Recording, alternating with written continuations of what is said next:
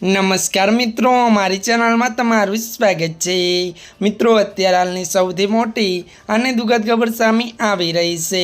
જ્યાં મિત્રો આપને જણાવી દઈએ કે સાયલા ચોટીલા હાઈવે પર ટ્રિપલ અકસ્માત સર્જાયો છે।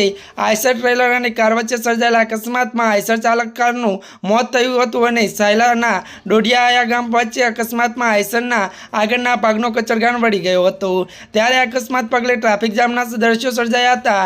ઘટના સ્થળે પોલીસ પહોંચી વાહનોને હટાવીને ટ્રાફિક ખુલ્યો હતો। જો કે પોરબંદર જિલ્લાના રાણાવાવ તાલુકાના મોકડા ગામના ડ્રાઈવર રમેશભાઈ લાલજીભાઈ સિયાણિયાના આઈસર લઈને સાયલા ચોટીલા હાઈવે પર જઈ રહ્યા હતા। આ દરમિયાન સાયલાના ડોડિયાયા ગામ પાસે આઈસર ચાલકને ઝોકું આવી જતા આઈસર ડિવાઈડર કૂદીને સામેને રોડ પર જતું રહ્યું હતું। ત્યારે મિત્રો જ્યાં આઈસર ટ્રેલર અને કાર સાથે ટકરાતા ટ્રિપલ અકસ્માત થયો હતો।